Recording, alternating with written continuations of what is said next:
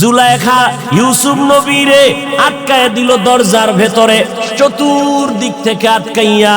জুলাইখা কয়, রুমের মধ্যে এখন কেউ নাই, তুমি আর আমি, আমার মনের আশাটা পূরণ করে দাও। ইউসুফ নবী বলেন, অসম্ভব। ইন্নান নাফসা লাআম্মারাতুম বিসসু ইল্লা মা রাহিমা রাব্বি ইন্না রাব্বি গফুরুর রহিম। আমার আল্লাহ রহম না করলাম ইউসুফ বাঁচার কোনো উপায় নাই। ও আল্লাহ, তুমি আমাকে দয়া করে সাহায্য করো। জুলাইখা কয়, অসম্ভব, তুমি যে বললা সম্ভাবনার সব দরজায় তালা লাগায় দিলাম, বাঁচার উপায় নাই। ইউসুফ নবী ডাক দিয়া কয়, রে জুলাইখা, দরওয়াজায় তালা লাগাইছো তুমি, ধাক্কা দিব আমি, দরজা খুলবেন আমার আল্লাহ। या इलाही तू मेरा माबूद है, या इलाही तू मेरा माशूक है, या इलाही मुझसे मुझको दूर कर, ताकि देखो मुझ में तुझको एक नजर। ইউসুফ নবী যখন দরওয়াজায় দৌড় দিয়ে ধাক্কা দিলেন, সাথে সাথে দরজার তালা খুলে গেল। কে খুললেন? আল্লাহ পাক বলেন, বান্দা যত বেঈমানেরা চক্রান্ত করুক, ঈমানটারে তাজা করে সামনে আগাও, আমি আল্লাহ পাক রব্বুল আলামিন তালা খুলে দিব। দুনিয়ার কোনো বেদিন বেঈমানের চক্রান্ত কোনো কাজে লাগবে না। ইউসুফ নবী দরজা খুললেন। এবার ইউসুফ নিচে সিঁড়ি বেয়ে বেয়ে নিচের দিকে দৌড়ায়। জুলাইখাও ইউসুফের ধরার জন্য দৌড়ায়। ঘটনা বুঝে থাকলে বলবেন, জুলাইখা আর ইউসুফ দুজন যে দৌড়াইতেছে, দুইজনে কি ভিন্ন রাস্তায় দৌড়ায় নাকি একই রাস্তায় দৌড়ায়? ইউসুফ নবীও যেদিকে দৌড়ায়, জুলাইখাও সেই একই রাস্তায় দৌড়ায়। এবার বুঝে থাকলে বলেন, দুইজনে একই দিকে দৌড়ায়, কিন্তু দুজনার মনের উদ্দেশ্য কি এক না? ইউসুফ নবী দৌড়ায়, ও মালিক, গুনার থেকে তুমি বাঁচাও। আর জুলাইখা দৌড়ায় মালিক, মালিকের বিরুদ্ধে ইউসুফের গুনার মধ্যে আটকানোর জন্য। ইউসুফ দৌড়ায় গুনার থেকে বাঁচার জন্য, আর জুলাইখা দৌড়ায় ইউসুফের গুনার মধ্যে আটকানোর জন্য। দুজনে একই দিকে দৌড়ায়, তবে দুইজনের উদ্দেশ্য এক না। ও আল্লাহর বান্দারা, ইউসুফ নবীর ঘটনার থেকে শিক্ষা গ্রহণ করো। এই জমিনের মধ্যে দেখো, সবাই আলেম দাবি করে, একই রাস্তায় মদিনার গান গায়, আল্লাহর মোহব্বতের গান গায়, মজা মজা করে কোরআনের তেলাওয়াত শোনায়, কিন্তু সবার দিলের উদ্দেশ্য কিন্তু এক না। قال النبي صلى الله عليه وآله وسلم আলা উম্মতেরা সাবধান, ইন্না শাররাশ শাররি শিরারুল উলামা ওয়া ইন্না খায়রাল খায়রি খিয়ারুল উলামা। ১৫০০ বছর আগে নবী সতর্কবাণী করে গেছেন, ও উম্মতেরা সতর্ক, সাবধান, এই জমিনের মধ্যে চূড়ান্ত একদল খারাপ মানুষ হবে, তারা উলামা। কারা? নবী কয়, সাবধান, জমিনের মধ্যে চূড়ান্ত খারাপ, এর উপরে আর খারাপ নাই, একদল হবে, তারা উলামা। আবার এই জমিনের মধ্যে একদল ভালো মানুষ হবে, যাদের মতো ভালো মানুষ জমিনে আর হবে না, তারাও হবে একদল উলামা। দোনো দল উলামা, উলামা সবাই দাবি করবে। এখন আমাদের প্রশ্ন, হে মদিনাওয়ালা নবী, উলামায়ে কেরাম ভালো, এটা অন্তর মেনে নিতে পারলাম মাত্র 1 সেকেন্ডে। দুনিয়ার মধ্যে গাঞ্জাখোরের খারাপ না বলিয়া, মদখোরের খারাপ না বলিয়া, তার জুয়া খেলনেওয়ালাকে নবী চূড়ান্ত খারাপ না বলিয়া, জেনাকারের খারাপ না বলিয়া, একদল ওলামাদেরকে মদিনার নবী খারাপ বলে গেলেন কেন? 5 সেকেন্ডে তার জবাব নাও। চাটকিলের মুসলমান এই স্টেজে দাঁড়াইয়া 13 জন প্যান্ট শার্ট টাইওয়ালা বান্দা 13 জন দাঁড়াইলো, এক একজনের মাথায় কোরআন রাখা, 13 বার কসম খাইয়া 13 জন এক আওয়াজ দিয়া কয়, এই চাটখিলের মুসলমানেরা, আম্মাজানের চেহারাটা খুলিয়া রাস্তায় নামায়া দাও। চেহারা খোলা রাখলে কোনো ঝামেলা নাই, আম্মাজানের রাস্তায় নামাইয়া মসজিদের মধ্যে ঢুকার সুযোগ দাও। আম্মাজানের চেহারা ঢাকিয়া পর্দা করা লাগবে না। এই কথা 13 জন প্যান্ট শার্ট টাইওয়ালা যদি কয়, মাথায় কোরআন নিয়ে 13 বার কসম খাইয়া, মুসলমান একদল বলবে ব্যাপারটা কি, উল্টা পাল্টা কয় কেন? আর একদল কইবে চুপ কর, কোরআন মাথায় কসম খাইছে, ওর কসমে ঝামেলা আছে, ওর কোরআন নিয়ে এটা উদ্দেশ্য ভালো না, এদের সাইজ কর। এই সমস্ত ধোকাবাজদেরকে সাইজ করা লাগবে। এরা কোরআন নিয়ে মানুষের ধোকা দেয়। সবাই কথাটাকে অ্যাবাউট করে চলে যাবে, কিন্তু 13 জন লাগবে না, মাথায় কোরআন নেওয়া লাগবে না, কসম খাওয়া লাগবে না।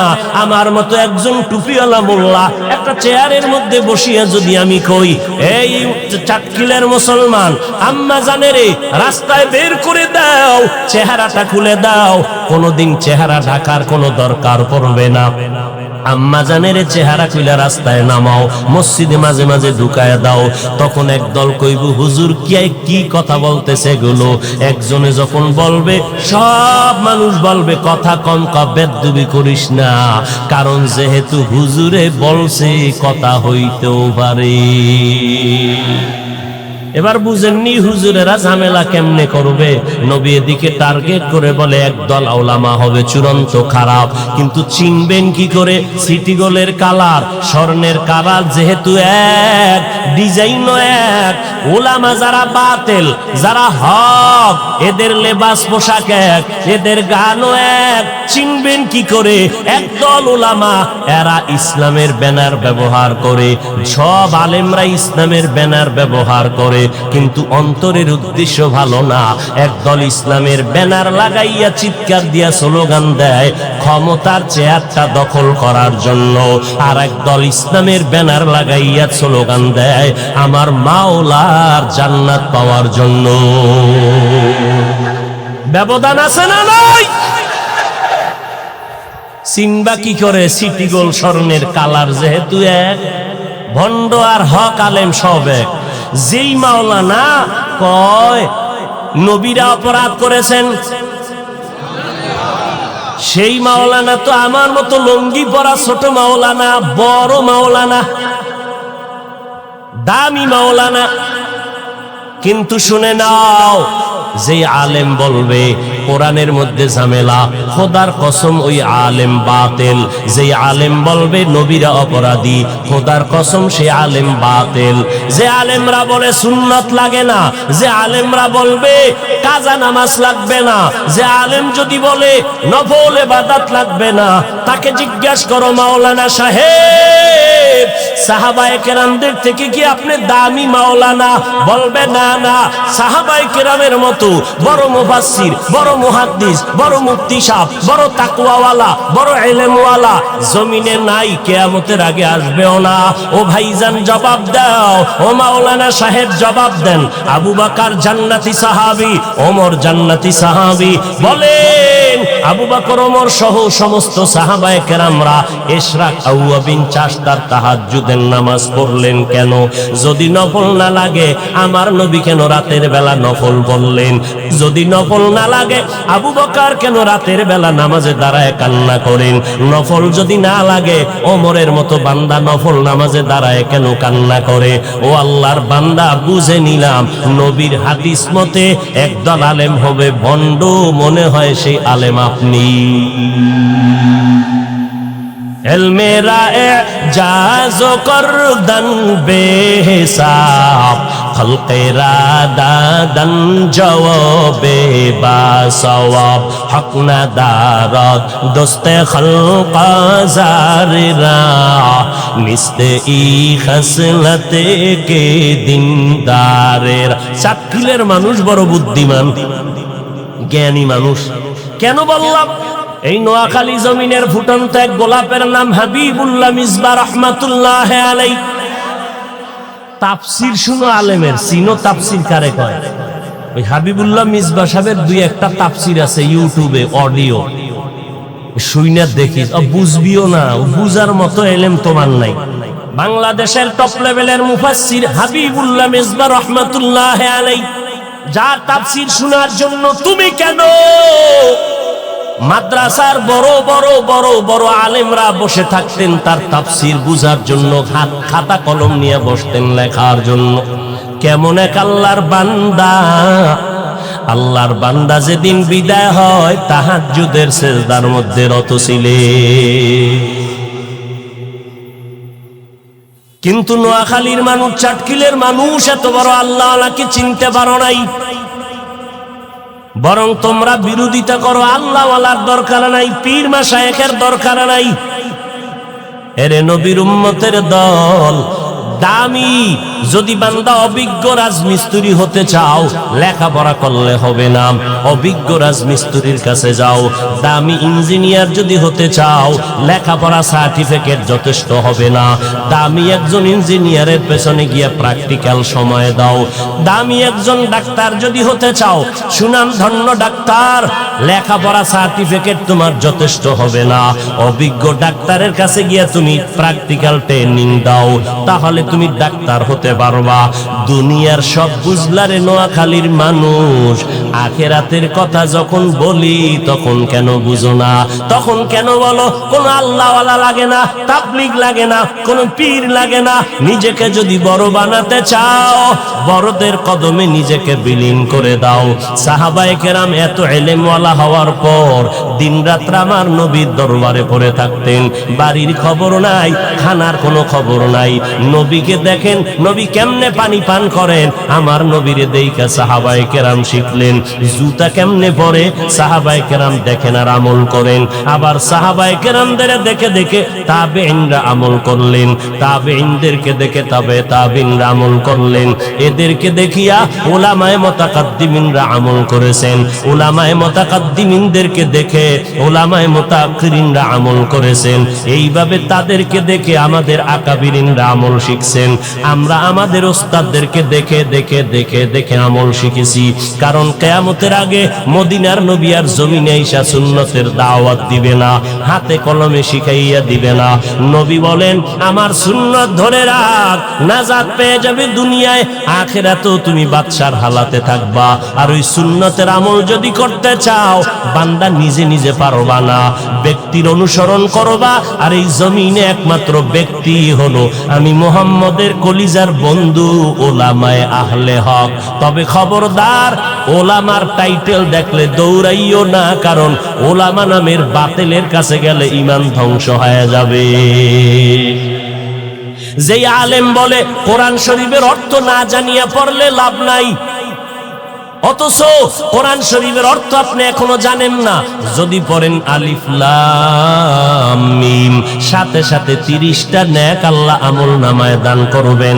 শুধু তাই না, কোরআন শরীফ যদি বান্দা পড়তেও পারো না, শুধু খুলে যদি তাকাইয়া দেখো আমার আল্লাহর কালাম, মদিনার নবী বলে কোরআন দিকে যদি দেইখা তাকাইয়া মোহাব্বতের সাথে তাকাইতে পারো রে বান্দা, আল্লাহর কোরআনটা যদি তাকায় দেখো, মরণের আগে তোমার চোখের পাওয়ার কখনো নষ্ট হবে না। এরে নবীর উম্মতের দল, এই রবিউল আউয়াল থেকে শপথ গ্রহণ করো, নবীর আদর্শের মালাটা গলায় লাগাও। মক্কার চূড়ান্ত খারাপ মানুষ নবীর আদর্শ যখন গ্রহণ করা শুরু করলো, আল্লাহ তাদেরকে এত দামি বানায় দিলেন। আল্লাহ একদিন ডেকে বলেন, ও পয়গম্বর, আপনি অমুক অমুক অমুক সাহাবার নামটা ঘোষণা দিয়ে দেন। আমি আল্লাহ ঘোষণা দিলাম, সিদ্ধান্ত দিয়ে দিলাম, এই কয়জন সাহাবাদেরকে আমি আল্লাহ ইন্তেকালের আগেই জান্নাতের টিকিট দিয়ে দিলাম। নবীর আদর্শের কারণে আজকে 1500 বছর পরে আপনারা চাটকিলের মুসলমানেরা মনে মনে বসে চিন্তা করেন, হুজুরেরা কথা তো আর খারাপ কয় না, হুজুরদের কথা মতো মন চায় নবীর তরিকাওয়ালা হয়ে যায়। কিন্তু কি লাভ হবে? নবীর তরিকা যদি মানি, স্বাধীনতা নষ্ট হয়ে যাবে, স্বাধীনভাবে আর চলাফেরা করতে পারবো না। ও চাটকিলের মানুষ, আজকে আজ আমার এখানে বসে বয়ান করতেছি, আপনারা আপনারা প্রচন্ড গরমের ভেতরে বয়ান শুনতেছেন, ঘন্টাকে ঘন্টা অপেক্ষা করতেছেন। এটা আমার টাকার বাহাদুরি না, ক্ষমতার বাহাদুরি না। ১৫০০ বছর পর এই সম্মানের বাহাদুরি আমার মদিনার নবীর আদর্শের আকর্ষণ। ওগো নবীর উম্মতেরা হয়ে আজি দিশাহারা, কোরআন হাদিসেরে চলো, কোরআন হাদিসেরে চলো, যখন যাহা চায় মনে, নবী বিনে কে তারাবে পুলসিরাত মিজানে, নবী বিনে কে তারাবে পুলসিরাত মিজানে। এরে নবীর উম্মতের দল, আমরা নবীর তরিকা মানতে গিয়া একটু বলো ও কলিজার যুবক, আজকে তোমরা যারা নবীর তরিকা মানো না কেন, স্বাধীনতা থাকবে না, লেখাপড়ার স্বাধীনতা থাকবে না, ব্যবসা বাণিজ্যের স্বাধীনতা থাকবে না? বলো তোমরা যারা নবীর তরিকা বাদ দিয়ে চলো, আমরা যারা নবীর তরিকা মেনে নামাজ পড়ি, পর্দা করি, হালাল খাই, মদিনার পোশাকটা পরলাম, বলো আমরা তোমাদের থেকে কত পার্সেন্ট অসম্মানে আছি, তুমি কত পার্সেন্ট সম্মানে আছো? ও চাটকিলের মুসলমান, পায়ে হাত রেখে বিনয়ের সাথে বলতেছি রে বাবা, আজকে নজর করে দেখো, আমার থেকে তুমি জবাব নাও। ও ভাইজানেরা, তোমরা যারা নবীর তরিকা বাদ দিয়া চলতেছো, আলহামদুলিল্লাহ দেখলাম আমাদের তো বিন্দু থেকে বিন্দু সম্মান স্বাধীনতা নষ্ট হয় নাই। আপনারা যেমন 3 বেলা খানা খান, আমরা নবীর তরিকা ঠিক রাখিয়াও তো 3 বেলা খানা খাই, বরং আপনাদের থেকে বেশি খাই, পিওর খানা খাই। আপনারা যারা নবীর তরিকা বাদ দিয়া চলতেছেন, ব্যবসা করেন, আলহামদুলিল্লাহ আমাদের লাইনে নবীর তরিকা ঠিক রাখিয়াও তো ব্যবসা করেনেওয়ালা নাই। তাহলে বলেন বাবা, স্বাধীনতা নষ্ট হলো কই? আপনারা নবীর তরিকা বাদ দিয়া যারা চাকরি করেন, আমাদের মধ্যে নবীর তরিকা ওয়ালারাও তো চাকরি করে, অভাব নাই। আপনি নবীর তরিকা বাদ দিয়া বিবাহ শাদী করলেন, সন্তান নিলেন, আমাদের মধ্যে নবীর তরিকা ঠিক রাখিয়াও তো বিয়া শাদী সন্তান নিলাম। আপনারা নবীর তরিকা বাদ দিয়া আজকে দেশ বিদেশ সফর করেন, ঘোরাফেরা করেন, আমরা নবীর তরিকা ঠিক রাখিয়াও তো দেশ বিদেশ সফর করি, কোনো বাধা নাই। আপনারা নবীর তরিকা বাদ দিয়া ডাক্তারি পড়েন, ইঞ্জিনিয়ারিং পড়েন, আলহামদুলিল্লাহ আমার সোনার বাংলাদেশে নবীর তরিকাওয়ালা ডাক্তার, ইঞ্জিনিয়ার, সাংবাদিক, উকিল, ব্যারিস্টার আছে না নাই? তাহলে বলেন, আপনারা নবীর তরিকা বাদ দিয়া এক বিন্দু বিন্দু উপরে উঠতে পারেন নাই, আমাদেরকে নিচে নামাতে পারেন নাই। বরং আল্লাহর শুকর হিসাবে বলতেছি, বাহাদুরি না, আপনাদেরকে বুঝানোর স্বার্থে বলতেছি। একজন কোরআনওয়ালার দাম কত? আজকে এমপি সাহেব দেখলে বলে সালাম হুজুর দোয়া চাই, মন্ত্রী মহোদয় দেখলে বলে সালাম দোয়া চাই। ও বাবা, টাকা দিয়া তো দোয়া পাওয়া যায় না। এই সম্মান আমার মদিনার নবীর আদর্শের কারণে। আর আমার মদিনার নবীর আদর্শ যেমন টুপি মাথায় দেওয়া, কোরআন অনুযায়ী জীবন চালানো পয়গম্বরের আদর্শ। এরে নবীর উম্মত, আমি আপনাদের এই কথা বলবো না। ও কলিজার যুবকেরা, স্কুল কলেজ ছেড়ে দাও, আমাদের মাদ্রাসায় আইসা ভর্তি হইয়া আমার মতো তুমি বুজুর্গ একজন টুপিওয়ালা পাগড়িওয়ালা হও।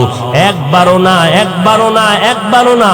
বরং আমি আজকে চাটখিলের মুসলমান যুবকদেরকে বলবো, খবরদার, স্কুল কলেজ থেকে কখনো তুমি মাদ্রাসায় আসবা না, কোন টুপিওয়ালা যদি দাওয়াত দেয় যাইবা না, আমার অনুরোধ। বরং আমি বলবো, খোদার কসম করে বলবো, তুমি স্কুলে লেখাপড়া ছাড়িও না, কলেজের লেখাপড়াটা বন্ধ করিও না। কারণ আমার মাদ্রাসা আসার দরকার নাই।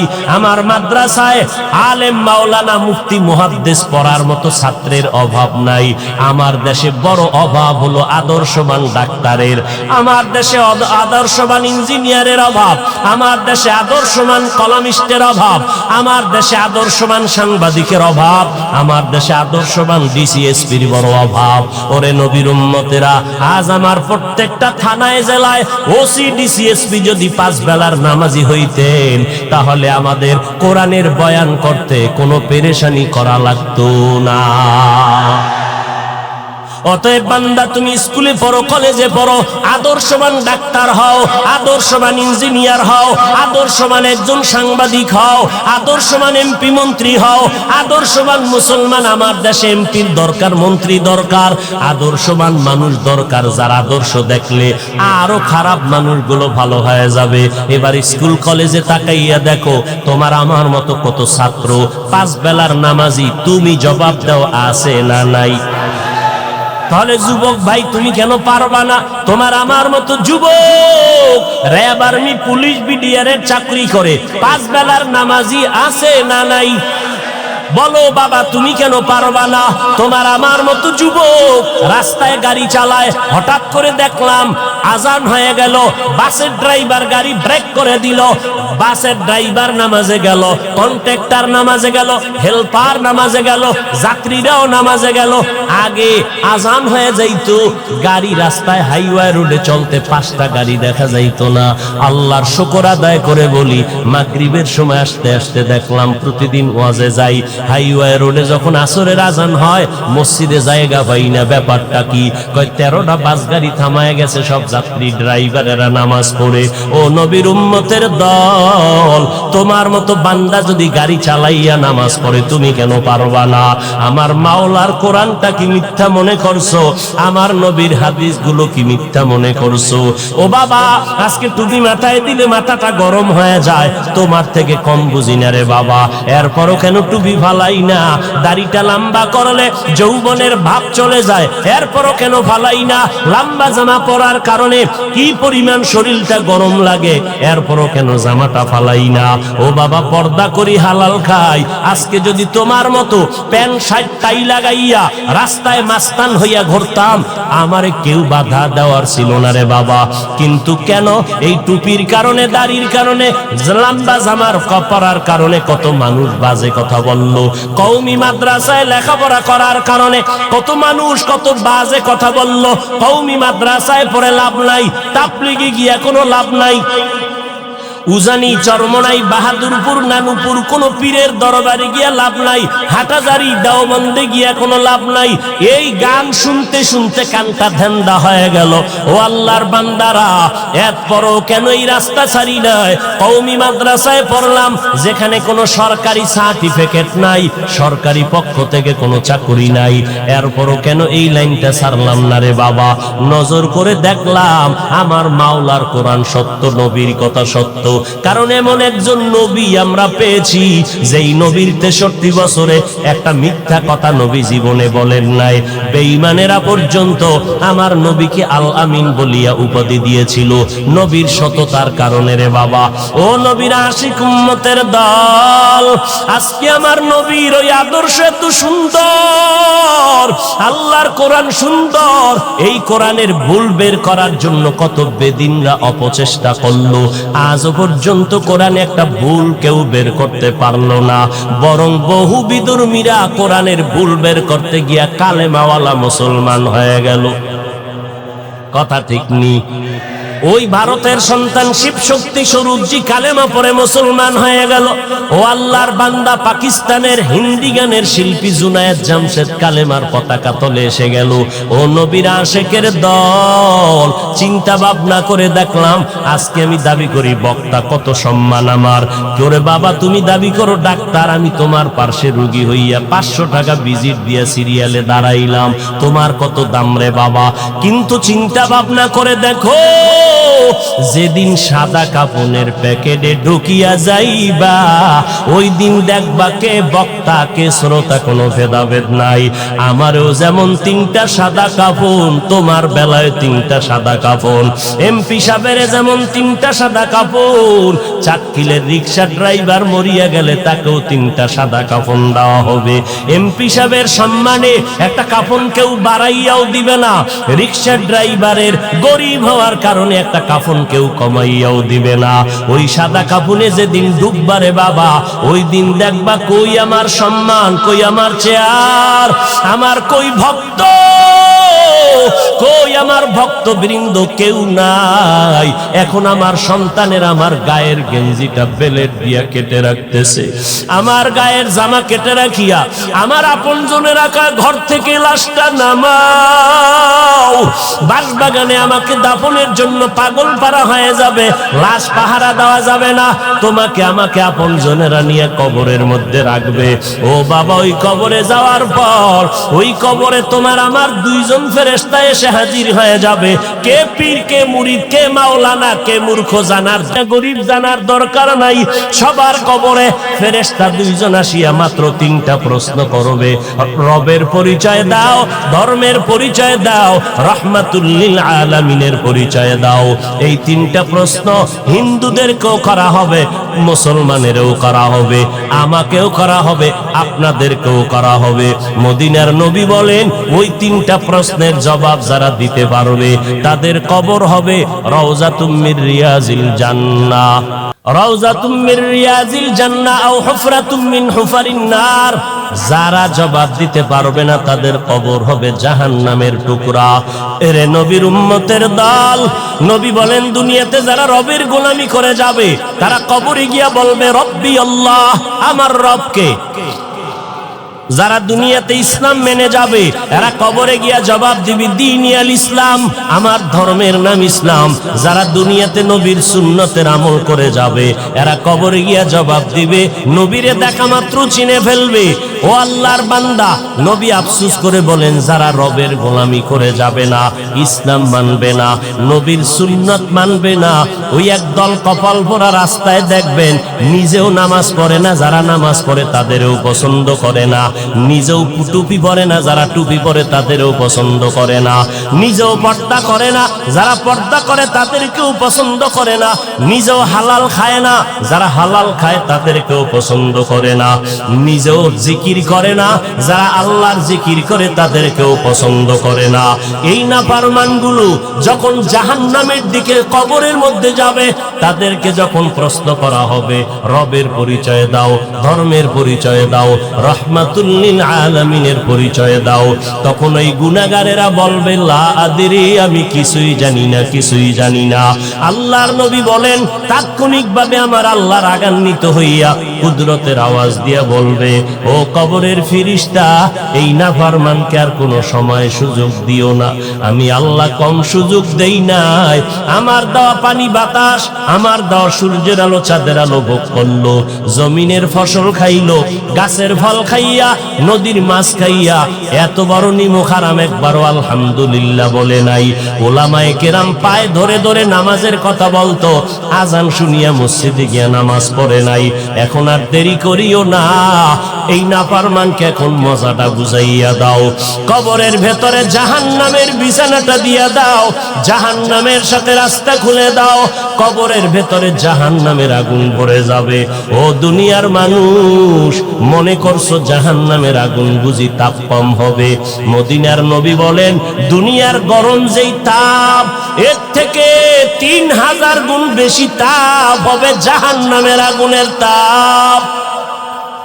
কবরের মধ্যে জাহান্নামের আগুন, আল্লাহর নবী বলেন সাথে সাথে আল্লাহ পাক গাইবী আওয়াজ দিয়ে বলবে, ও কবরের মাটি, এই নাফরমানকে দুই পার্শ্ব থেকে জোরে জোরে চাপ দাও। এত জোরে কবরের মাটি চাপ দিবে পাজরের হাড়গুলো চুরমার হয়ে যাবে। ও আল্লাহর বান্দারা, যুবকেরা, অন্তরকে বুঝাও, কয়দিনের দুনিয়ায় বাহাদুরি করবা? তোমার আমার বাহাদুরি করোনার মধ্যে কত প্রাণ চলে গেল, কত সন্তানেরা বাবা হারা ইয়তীম, কত সন্তান মা হারা অসহায়, আবার কত মা বাবা সন্তান হারায় ফেললো। এমন কোন দিন নাই যে যুবকের লাশের খবর নাই। কয়দিন আর বাঁচবারে বাবা? আল্লাহর কাছে তওবা করো, পেছনে যত অন্যায় করেছো আজকে তওবা করো। হে আল্লাহ, মনে মনে বলো, হে মালিক, এই ময়দানে আমার মতো গুনাহগার কেউ নাই। আজকে থেকে তওবা করে নিলাম, জীবনে নামাজ ছাড়বো না, বেপরদায় চলবো না, নবীর তরিকার বাহিরে চলবো না, মা বাবার সাথে বেয়াদবি করিয়া আর গুনাহগার হব না, অভিশাপ নিব না, ওলামায়ে কেরামের বিরোধিতা করব না, দেশ ও জাতির বিরুদ্ধে ষড়যন্ত্র করব না। ও দয়ার মালিক, শয়তানের ধোঁকা থেকে তওবার উপরে মজবুত করে দাও। নামাজ পড়বো, নবীর তরিকা মেনে চলবো। হায়াতের মালিক আল্লাহ, ইজ্জতের মালিক আল্লাহ, রিজিকের মালিক আল্লাহ। ওই আল্লাহকে বেজার করব না, নবীর তরিকার বাহিরে চলবো না, মা বাবার সাথে বেয়াদবি করব না, ওলামায়ে কেরামের বিরোধিতা করে গুনাহগার হব না, নবীজির তরিকার বাহিরে চলবো না, দেশ ও জাতির বিরুদ্ধে কোনো ষড়যন্ত্রে লিপ্ত হব না। আল্লাহ তো অন্তরের হালাত জানেন, অন্তরের খবর জানেন। যাদের অন্তরে তওবার নিয়ত আছে, মরণের ভয় নিয়া যারা খাঁটি অন্তরে তওবার নিয়ত করে ফেললেন, আল্লাহর মোহাব্বতে খাঁটি তওবার নিয়তে দুটো হাত আমার আল্লাহকে দেখাইয়া দেই। আয় আল্লাহ, আমাদের তওবা কবুল করে নেন। তওবার উপরে মজবুত হইয়া চলার মতো তৌফিক দান করেন, আমিন। লাকাদ কানা লাকুম ফি রাসূলিল্লাহি উসওয়াতুন হাসানাহ। আল্লাহ বলেন, নিশ্চয়ই হে জগতের উম্মত মুমিনের দলেরা, তোমাদের জন্য রসূলের মধ্যে রয়েছে উত্তম আদর্শ। নবী জমিনের মধ্যে উত্তম আদর্শ নিয়ে জন্মগ্রহণ করেছিলেন সোমবার দিন সুবহ সাদিকের সময়। আবার কোন এক রবিউল আউয়ালের 12 তারিখ সোমবার দিন জোহরের নামাজের আগে নবীর ইন্তেকাল হয়ে গেল। মঙ্গলবার দিন সকালবেলা নবীর গোসল কমপ্লিট হলো। নবীজির দলে দলে এসে মানুষ আলাদা আলাদা করে এককভাবে এক একজনে জানাজার নামাজ পড়লো। সাহাবায়ে কেরামরা নামাজ আদায় করেন, ফেরেশতারা জানাজার নামাজ আদায় করলেন। বুধবার দিন তাহাজ্জুদের সময় পয়গম্বরের দাফন কমপ্লিট হয়ে গেল। নবী দুনিয়াতে কি রেখে বিদায় নিলেন আর কি নিয়ে আগমন করেছিলেন? নবী বলেন, আমি উম্মতের কান্ডারি হইয়া উম্মতের জন্য উত্তম আদর্শ নিয়ে আবির্ভূত হয়েছি, আর আমি দুইটা জিনিস জমিনের মধ্যে রেখে বিদায় নিয়েছি। قال النبي صلى الله عليه وآله وسلم تركت فيكم أمرين لن تضلوا ما تمسكتم بهما كتاب الله وسنة رسوله। দুটো জিনিস রেখে গেলাম, যদি এই দুই জিনিস উম্মতেরা আঁকড়ে ধরো, কখনো তোমাদের ভয় নাই, কোনো পেরেশানি নাই, তোমরা গোমরাহ হবে না, লাইনচ্যুত হবে না। দুটো জিনিস আঁকড়ে ধর। এক নাম্বার, আমি নবীর রেখে যাওয়া আল্লাহর দেওয়া কোরআন, আর দ্বিতীয় হলো আমি নবীর সুন্নত আদর্শ। আজ ১৫০০ বছর পর এই জমিনের মধ্যে যারা নবীর সুন্নত আর কোরআন যত পার্সেন্ট ধরে রেখেছে, খোদার কসম করে বলছি, তারা তত পার্সেন্ট সম্মানে আছে, শান্তিতে আছে। যাদের কাছে আল্লাহর কোরআন আর নবীর সুন্নত যত পার্সেন্ট নাই, তাদের কাছে তত পার্সেন্ট শান্তিও নাই, কোনো সম্মানও নাই। পয়গম্বরের সুন্নত আর আল্লাহর দেওয়া কোরআন, এটাও পয়গম্বরের সিরাত। আম্মা জান আয়েশা রাদিয়াল্লাহু আনহার দরবারে সাহাবায়ে কেরামের এক বিশাল বাহিনী গেলেন। প্রশ্ন করলেন, আম্মা জান, পয়গম্বরের আদর্শের বয়ান করেন। পয়গম্বর বললেন, আফা তাকরাউনাল কোরআন, সাহাবায়ে কেরাম আপনারা কি কোরআন তেলাওয়াত করেন না? ক্বালু বালা, হ্যাঁ আমরা কোরআন তেলাওয়াত করি।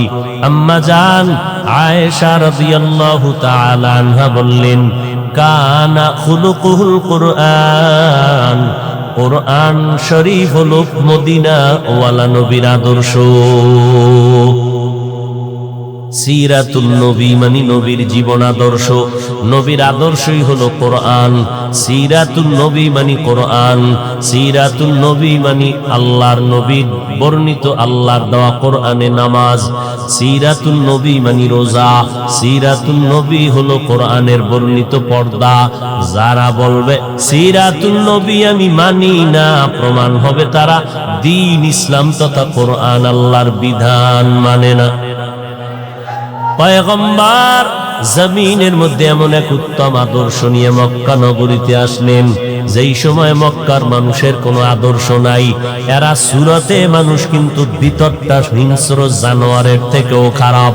একটা কুকুরের মধ্যে এই চরিত্র নাই, মক্কার মানুষের মধ্যে যেই চরিত্র, একটা হিংস্র প্রাণীর মধ্যে যে চরিত্র নাই, মানুষের মধ্যে যেই চরিত্র। আল্লাহ তাআলা কোরআনে বলেন এই কোয়ালিটির মানুষগুলো শুধু জানোয়ার না, এরা চার পাওয়ালা জানোয়ারের থেকেও খারাপ, এরা চির জাহান্নামী। ওয়ালাকাদ জারানা লিজাহান্নামা কাসীরাম মিনাল জিন্নি ওয়াল ইনসি লাহুম কুলুবুন লা ইয়াফকাহুনা বিহা ওয়া লাহুম আ'য়ুনুন লা ইউবসিরুনা বিহা ওয়া লাহুম আযানুন লা ইয়াসমাউনা বিহা উলাইকা কাল আনআমি বাল হুম আযাল উলাইকা হুমুল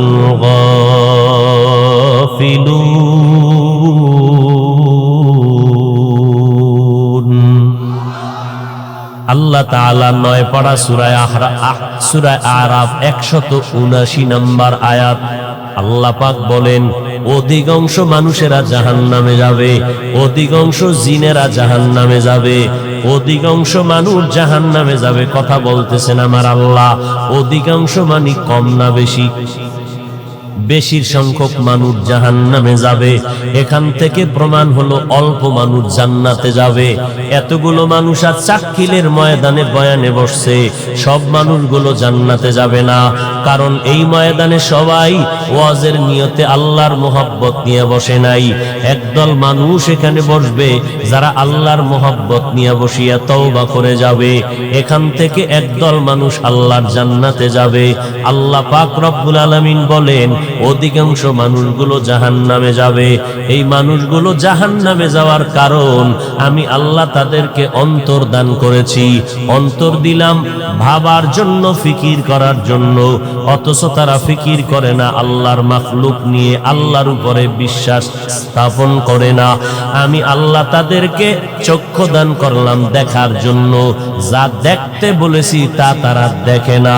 আমি আল্লাহ কান দান করলাম শ্রবণ শক্তির জন্য, শোনার জন্য। বান্দাগুলো যা শুনতে বলেছি কান দিয়া তা তারা শুনে না। এই মানুষগুলোকে আমি আল্লাহ অন্তর দিলাম, আসমানটার দিয়ে তাকাইয়া বান্দা ফিকির করতে হবে। রব্বানা মা খালাকতা হাযা বাতিলা সুবহানাকা ফাকিনা আযাবান নার। ও দয়ার মালিক, এত বিশাল একটা আসমান তুমি কেমন করে বানাইলা? এক একটা আসমান দূরত্ব মোটা হলো ৫০০ বছরের পথ। এক আসমান থেকে ভিন্ন আসমানের মধ্যখানে মহাশূন্য খালি জায়গা ৫০০ বছরের দূরত্ব। এইভাবে ৭টা আসমান আল্লাহ বানাইলেন, আবার ৭টা জমিন আল্লাহ বানায় রাখলেন। আল্লাহ বলেন ফি সিত্তাতি আইয়াম, এত বিশাল আসমান আমি আল্লাহ বানাইলাম, বড় বড় জমিন আল্লাহ আমি বানাইয়া এক একটা আসমান আমি আল্লাহ টানায় রাখলাম, সেট করে দিলাম। নিচের থেকে কোনো খুঁটিও নাই, উপর থেকে রশি দিয়ে কোনো টানাও দিলাম না। এই আসমানটা কখনো নড়াচড়া করে নাই। আমি আল্লাহর হুকুম মতো যেখানে যারে রাখছি ওইভাবেই আছে। এত বিশাল ৭টা আসমান আমি আল্লাহ বিনা খুঁটিতে টানায় রাখলাম। এই ৭টা আসমান আর জমিন আমি আল্লাহ বানাইতে কত সময় লাগছে জানো? মাত্র ৬ দিনের মধ্যে আমি বানাইলাম। আর তোর মতো ১.৫ ব্যাটারির বান্দাটা মাত্র ওজন হইল মাত্র ১ কেজিও হবে না। তোর মতো বান্দাটারে মায়ের গর্ভে নাপাক পানি দিয়া বানাইতে আমি সময় নিয়েছি ৬ মাস থেকে ৯ মাসের কাছাকাছি।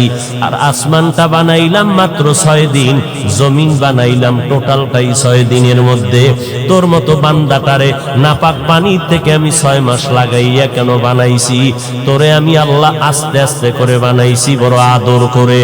তোরে আমি মনে করিস না এমনি সারিয়া দিব। আসমানটা তোর গোলামির জন্য বানাইলাম। জমিনটা তোমার গোলামির জন্য বানিয়েছি, সূর্যটা তোমার খেদমতের জন্য বানাইলাম। এত বিশাল সূর্য তোমার গোলামির জন্য, আমি আল্লাহর জন্য বানাই নাই। আমি আল্লাহ রাতের আলো দেওয়ার চাপটা বানাইছি তোমাদের খেদমতের জন্য।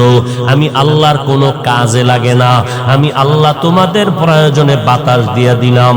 আমি আল্লাহ তোমাদের প্রয়োজনে খেদমতের জন্য পানির আয়োজন করলাম। আমি আল্লাহ তোমাদের প্রয়োজনে তোমাদের খেদমতের জন্য আমি আল্লাহ আলোর ব্যবস্থা করে দিলাম। ও বান্দা নজর করে দেখ, দুনিয়ার মানুষ মেধা কাটাইয়া সূর্যের আলোটাকে কন্ট্রোল করে বিদ্যুতের জন্ম দিয়া তোমাদের বিদ্যুৎ দিয়া আবার মাসে মাসে সরকার বিল নেয়। ওই বিলটা না দিলে তোমার বিদ্যুতের তার কেটে দেয়। ও বান্দা নজর করে দেখ, আমি আল্লাহ সূর্যের আলোটারে ফ্রি করে দিলাম, কোনো বিল তোর বিনিময়ে চাইলাম না। আমি যদি বলতাম সূর্যের আলো যারা ভোগ করবা মাসে 5টা টাকা বিল দেওয়া লাগবে, দুনিয়ার কোনো ধনী মানুষও বেঁচে থাকতে পারতো না। আমি আল্লাহ তোমাকে বাতাস করে দিলাম ফ্রি, তোমার প্রয়োজনীয় পানিটাও ফ্রি করে দিলাম। আমি আল্লাহ তোমার জন্য সব কিছু ফ্রি বানায় দিলাম। অথচ নজর করে দেখো, তোমার নিজের টাকা দিয়া জমিন কিনলা, তোমার নিজের টাকায় জমিনে রেজিস্ট্রি করলা, তোমার টাকা দিয়া তুমি 5তলা বিল্ডিং করলা। সেই বিল্ডিং এর মধ্যে থাকতে গেলে সরকারের ট্যাক্স দেওয়া লাগবে। সরকার আমি মাওলার দেওয়া পানিটারে ব্যবহার করিয়া তোমাদের লাইন দিয়া মাসে মাসে পানির বিল নেয়। আমি আল্লাহ পানির কোনো বিল নিলাম না। দোকানে গিয়া যদি বলো, দোকানওয়ালা ভাই আমাকে 1 গ্লাস পানি দাও, বলে গ্লাস টেলাস নাই, 10 টাকা দিয়ে একটা পানির বোতল কিনে নাও। আল্লাহ বলেন কি পরিমাণ পানি তোরে ফ্রি করে দিলাম। এরে বান্দা, তুই অসুস্থ হয়ে গেছো, হসপিটালে যাওয়ার পর শ্বাস নিঃশ্বাসে তোমার কষ্ট, অক্সিজেনের পাইপ লাগাইয়া কম্পিউটারে তোমার মাস মিনিটে মিনিটে বিল উঠতেছে। আধা ঘন্টা অক্সিজেন নিলা, এত টাকা বিল দাও। 1 ঘন্টা অক্সিজেন ব্যবহার করেছো, তুমি এত টাকা বিল দাও। আল্লাহ বলেন সারা দুনিয়ার মানুষের জন্য আমি বাতাসটারে ফ্রি করে দিলাম। আমি আল্লাহ তোর মতো বান্দাটা তুই অনেক দুর্বল, তোর শক্তির বেলায় তুই দুর্বল, খানার বেলায় তুই দুর্বল, ঘুমের বেলায় দুর্বল, মেধার বেলায় তুই বান্দা বড় দুর্বল, হাঁটার বেলায় দুর্বল। তোর থেকে বেশি খানা খায় একটা জঙ্গলের বাঘ। ঢাকা চিড়িয়াখানায় লেখা আছে একটা বাঘের দৈনিক খানা 17 কেজি গোশত, একটা মানুষ 17 কেজি গোশত 3 বেলায় খেতে পারবে না। 24টা ঘন্টাও যদি দেয় খেতে পারবে না। আল্লাহ পাক বলেন নজর করে দেখ, সমুদ্রের মধ্যে নীল তিমি আছে, নীল তিমি, এক একটা নীল তিমির দৈনিক খানা 1000 কেজি চিংড়ি মাছ। এইরকম বহু তিমি মাছ আল্লাহ রাখছেন নদীর মধ্যে, সমুদ্রে। একটা মাছও না খাইয়া মরে নাই, জঙ্গলের প্রাণীগুলো না খাইয়া মরে নাই। সকালবেলা পাখিটা বাসার থেকে বের হয়ে গেল, ডানা মেলে মেলে খোলা আসমানের ভেতরে উড়িয়া, সকালবেলা বের হইয়া সন্ধ্যাবেলা নিজের পেট ভরিয়া পাখিটা বাচ্চার খানা নিয়ে বাসায় হাজির হয়ে গেল। একটা পাখিও না খাইয়া মরে যায় নাই, একটা জঙ্গলের প্রাণীও না খাইয়া মরে নাই, একটা নদীর মাছ না খাইয়া মরে নাই। ও আদম সন্তান, তোমাদের এত দাম, আমি আল্লাহ তোমাদের মর্যাদা দিলাম সমস্ত মাখলুকতের উপরে। তোমার মতো দামি আমি জিনেরও বানাই নাই, তোমার মতো দামি বানাই নাই। অথচ সেই দামি মানুষটার জন্য আসমান ফ্রি করে দিলাম, জমিন গোলাম বানায় দিলাম। এই দামি মানুষটার জন্য বাতাস ফ্রি করে দিলাম, আলো ফ্রি করে দিলাম, ও বান্দা পানি ফ্রি করে দিলাম। এরপর ওই আদম জাত এত দামি মানুষটা খানায় কেন কষ্ট পাও, রিজিকের মধ্যে কেন কষ্ট পাও, জঙ্গলের প্রাণীগুলো কেন না খাইয়া কষ্ট পায় না? এর একটাই মাত্র কারণ, ওই জঙ্গলের প্রাণী আমার মাওলার সাথে গাদ্দারি করে না। আর নিমো খারাম মানুষ তোরা আল্লাহর দেওয়া খাইয়া অল টাইম আমার মাওলার সাথে গাদ্দারি করো। हकीकत से तू दुनिया बे खबर है, दुनिया की नुमाइश पर नजर है। नमी गुयम के आज दुनिया जुदा बाश, बहर कारे के बाशी बा खुदा बाश। শুধু কি আপনারা করেন? আল্লাহর সাথে গাদ্দারি কি শুধু আপনারা করেন? আজ বাংলাদেশের হালাত এমন খারাপ, স্টেজের মধ্যে বসে মাওলানা নামের টাইটেল লাগাইয়া, শুধু মাওলানাই বলে না, আল্লামা নামের টাইটেল লাগাইয়া স্টেজের মধ্যে বসিয়া সাধারণ মানুষের ডাক দিয়া কয়, শুনছুনি রে সাধারণ মুসলমান, আল্লাহর কোরআন শরীফ এত ভেজাল ঢুকছে, হাদিসের থেকেও কোরআন জাল হয়ে গেছে। আরো আস্তে করে বলেন। কোন মাওলানা কেন, কোন মানুষ যদি বলে কোরআনের মধ্যে ঝামেলা আছে, জাল আছে, তার ঈমান থাকে। এই কথা তো আওয়ামী লীগের কোন বান্দা বলে নাই, বিএনপির কোন মানুষ বলে নাই, আমার মতো লঙ্গি পরা মোল্লা না, ডিগ্রিওয়ালা, ডক্টরের ডিগ্রিওয়ালা আলেম হইয়া উম্মতের সামনে কয় কোরআন শরীফের মধ্যে জাল আছে, কোরআন শরীফের মধ্যে ভেজাল। বলে কেমন ভেজাল জানো? ওয়াসসামা ইযাতিল বুরুজ ওয়াল ইয়াউমিল মাউউদ, এই সূরাটাই জাল। আরো জোরে বলেন। এরে নবীর উম্মত, আলেম দাবি করিয়া মাওলানা নামের টাইটেল লাগাইয়া চেয়ারের মধ্যে বসে বক্তার সাইনবোর্ড লাগাইয়া উম্মতের সামনে বলে নবীরা অপরাধ করেছে, আল্লাহ নবীদের দিয়ে অপরাধ করাইছেন, নবীরা অপরাধী। এই যুবকেরা বল, নবীরা অপরাধ করেছে? যদি কেউ বলে নবীরা অপরাধী তো ঈমান থাকে, তাহলে এরে নবীর উম্মতের দল। এই জন্য আমি মাঝে মাঝে বলি, আওয়ামী লীগওয়ালারা ইসলামের ব্যানার টানাইয়া স্টেজে কোনো মানুষ ডাইকা উম্মতের ধোকা দেয় নাই, বিএনপি ওয়ালারা এই স্টেজে ইসলামের ব্যানার লাগাইয়া উম্মতের ধোকা দেয় নাই। অতএব তাদের নিয়ে পেরেশানি নাই রে বাবা, পেরেশানি তাদেরকে নিয়ে করি যারা ইসলামের লেবাস লাগাইয়া, ব্যানার লাগাইয়া আবার উম্মতের ইসলামের নাম ব্যবহার করে ধোকা দেয়। আছে না নাই? এরে নবীর উম্মতের দল, জুলাইখা ইউসুফ নবীরে আটকায় দিল দরজার ভেতরে, চতুর্দিক থেকে আটকাইয়া। জুলাইখা কয়, রুমের মধ্যে এখন কেউ নাই, তুমি আর আমি, আমার মনের আশাটা পূরণ করে দাও। ইউসুফ নবী বলেন, অসম্ভব। ইন্নান নাফসা লাআম্মারাতুম বিসসু ইল্লা মা রাহিমা রাব্বি ইন্না রাব্বি গফুরুর রহিম। আমার আল্লাহ রহম না করলাম ইউসুফ বাঁচার কোনো উপায় নাই।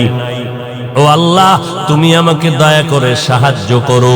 জুলাইখা কয়, অসম্ভব, তুমি যে বললা, সম্ভাবনার সব দরজায় তালা লাগায় দিলাম, বাঁচার উপায় নাই।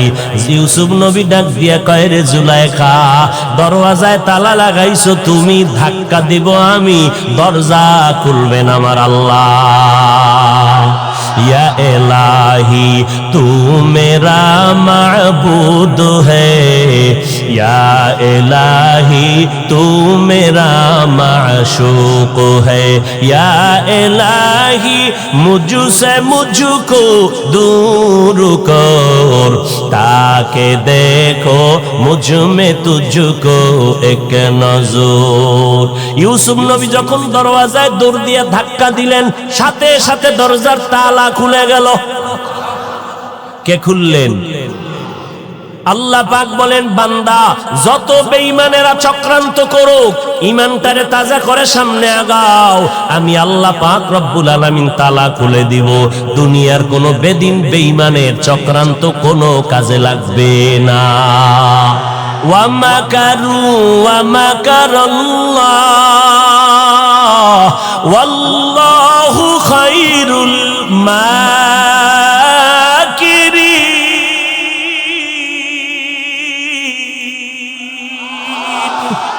এই কালামে জিন্দা কুরআনে হাকিম, হিকমতে উলা ইয়াজালসতু কদিম, বখা কুরআ কালামুল্লাহ বেশনো কদিমাস্তি কদিমাস্তি নইনো।